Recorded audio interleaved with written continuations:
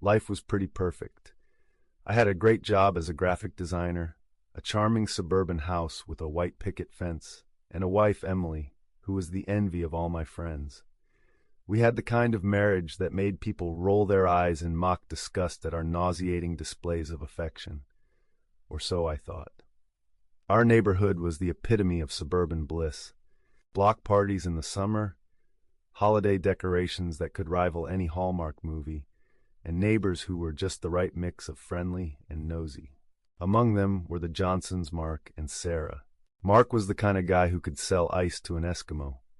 Tall, athletic, with a smile that probably cost more than my car. He was the neighborhood's golden boy. One Saturday afternoon, while I was elbow deep in the engine of my vintage Mustang, I realized I'd run out of motor oil. Emily was out shopping with her friends, so I decided to pop over to Mark's place to see if he had any.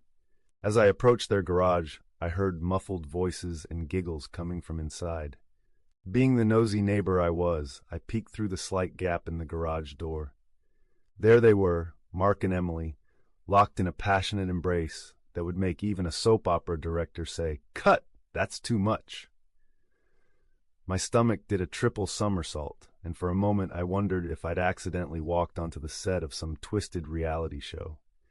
I quietly retreated, my mind racing faster than my Mustang on the open road. The initial shock gave way to a simmering anger, but instead of barging in and causing a scene worthy of daytime TV, I decided to take a different route. After all, revenge is a dish best served cold, or in this case, with a side of humor and a sprinkle of righteous vengeance.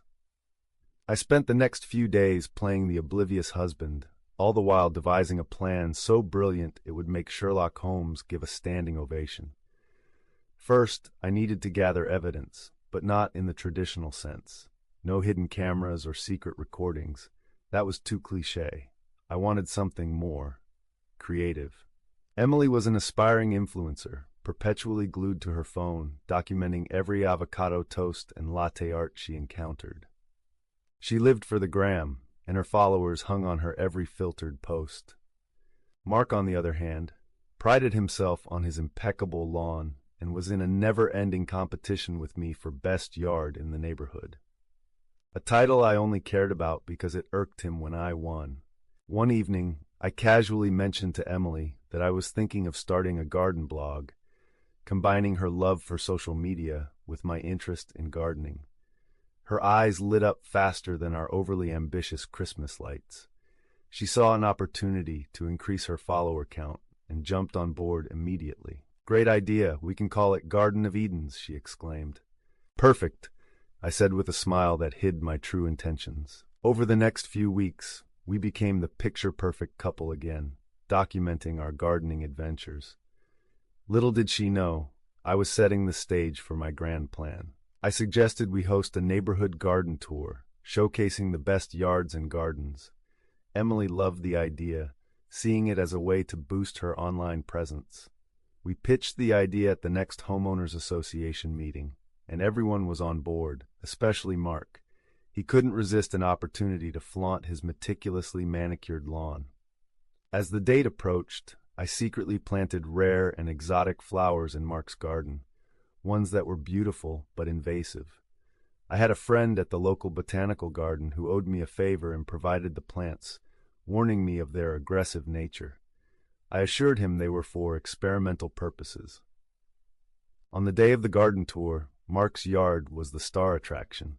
Emily was busy live streaming the event, capturing every moment for her followers. The tour was a success, and everyone was impressed, especially with Mark's garden. He basked in the compliments, completely unaware of the ticking time bomb beneath his soil. A few weeks later, the invasive plants began to show their true colors, literally and figuratively. They spread like wildfire, choking out Mark's prized roses and immaculate hedges. His lawn looked like a scene from Jumanji. Panic set in as he tried everything to stop the onslaught, but it was too late. Meanwhile, Emily's follower count started to plummet. Unbeknownst to her, I had been subtly sabotaging her social media. Remember that garden blog? I had embedded metadata in the photos that flagged them as spammy content. Her posts were getting shadow banned, and her engagement dropped significantly. "Why is this happening?" she lamented one evening, staring at her phone in disbelief. "Maybe it's just a glitch," I suggested, barely containing my satisfaction. As Mark's garden woes escalated, rumors began to circulate in the neighborhood. Someone suggested that perhaps Mark had used illegal pesticides or non-native plants that were affecting the local ecosystem.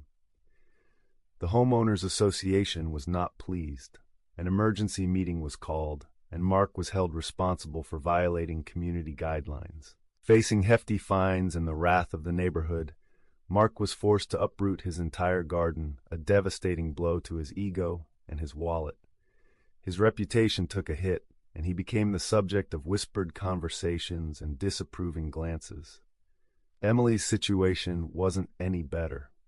Brands that had previously collaborated with her began to distance themselves. Her emails went unanswered, and she was unceremoniously dropped from promotional campaigns.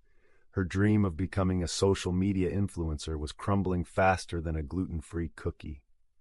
One evening, as Emily sulked on the couch, she turned to me with tears in her eyes. "Everything is falling apart," she sniffled. "My social media is dying, and I don't know why." I put on my best sympathetic face.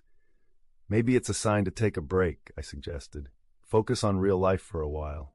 She nodded, completely oblivious to my role in her downfall. Now it was time for the pièce de résistance. I invited Mark and Sarah over for dinner, proposing it as a way to mend fences after the garden fiasco.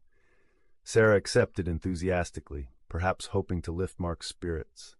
Mark agreed, albeit reluctantly. That evening, I prepared a lavish meal, complete with fine wine and Emily's favorite dessert.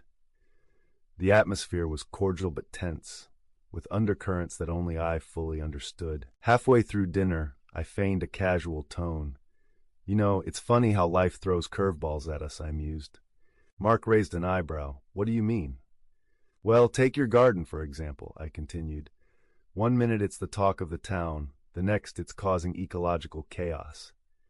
Mark shifted uncomfortably. "Yeah, real funny," he muttered. "And Emily's social media troubles," I added, turning to her. "It's almost like someone is orchestrating these events." Emily froze, a forkful of tiramisu hovering midair. "What are you getting at?" she asked cautiously. I leaned back, savoring the moment. "Oh, nothing. Just that sometimes actions have consequences in the most unexpected ways." Sarah looked between us, confusion etched on her face. "Is there something we should know?" I took a deep breath. "Actually, yes. I've been doing some digging and I discovered something rather interesting." I pulled out a manila envelope from beneath the table and placed it in the center. Emily's eyes widened. "What's that?" "Why don't you open it and find out?" I suggested. She hesitated before reaching for the envelope. With trembling hands, she pulled out a series of pictures of her and Mark in various compromising positions. The color drained from her face. Mark's jaw dropped and Sarah gasped, snatching the photos from Emily's hand. "What the hell is this?" Sarah demanded, her voice shaking. "It's exactly what it looks like," I said calmly. "Your husband and my wife have been having an affair." Emily burst into tears. "I can explain." Mark stood up abruptly. "This is ridiculous." "Sit down," I said firmly, my gaze piercing. "We're not done yet." I pulled out my phone and played a video, a compilation of their clandestine meetings, time-stamped and irrefutable. Sarah's eyes filled with tears. "How could you?" she whispered to Mark. "Emily reached out to me. Please let me explain." I held up a hand. "Save it. The time for explanations has passed." Sarah stood up, her chair scraping loudly against the floor. "I think it's best if we leave," she said, her voice cold. "Agreed," I nodded. "But before you go, you should know that I've already filed for divorce, citing adultery. And since our state favors the aggrieved party, I'll be keeping the house." Emily stared at me, shock turning to anger. "You set this up." I shrugged. "I prefer to think of it as giving you enough rope to hang yourselves." Mark moved toward the door, but I blocked his path.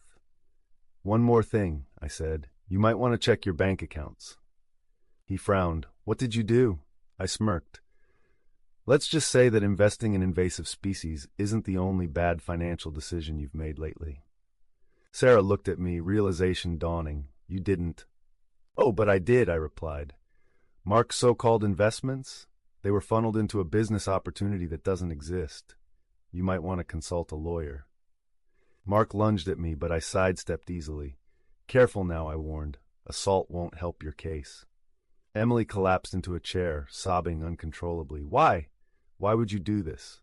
I looked at her, a mixture of sadness and satisfaction. I loved you, Emily, but you threw it away for a fling. Actions have consequences. Sarah turned to me. I appreciate you bringing this to light, she said quietly, but I need to process this. Of course, I replied gently. If you need anything, let me know. She nodded and walked out, with Mark trailing behind like a scolded puppy. After they left, the house was enveloped in an eerie silence. Emily looked at me with red-rimmed eyes. What happens now? Now, I said, you pack your things and leave. I've already spoken to your parents. They'll be expecting you. She opened her mouth to protest, but then thought better of it. Defeated, she went upstairs to gather her belongings. I poured myself a glass of whiskey, settling into my favorite armchair. The weight of what had happened began to sink in. Revenge had been sweet, but it also left a bitter aftertaste. Over the next few weeks, the neighborhood was abuzz with gossip. Mark and Emily became pariahs, their reputations tarnished beyond repair. Sarah filed for divorce, citing not only infidelity but also financial negligence. Mark lost his job due to the scandal, and his house went into foreclosure. Emily tried to salvage her influencer career, but without access to our home and lifestyle, her content fell flat. Brands distanced themselves, and her follower count dwindled to obscurity. One day, I received a letter from Sarah. She thanked me for revealing the truth and informed me that she was moving to Europe to start anew. She wished me well and enclosed a photo of a beautiful villa overlooking the Italian countryside, a fresh start. As for me, I focused on rebuilding my life. I threw myself into my work, took up new hobbies, and even won the Best Yard award without any competition for Mark. The Mustang purred like a kitten after I finally finished the repairs. One sunny afternoon, as I was tending to my now award-winning garden, a moving truck pulled up next door. A woman stepped out, a new neighbor. She waved, and I walked over to introduce myself. Hi, I'm Jenna, she said with a warm smile. Just moved in. Welcome to the neighborhood, I replied. I'm Alex. We chatted for a while, and I learned that she was a landscape photographer, ironic, given recent events. As we talked, I felt a spark I hadn't felt in a long time. Over the following months, Jenna and I grew closer. She had a keen eye for beauty and a zest for life that was infectious.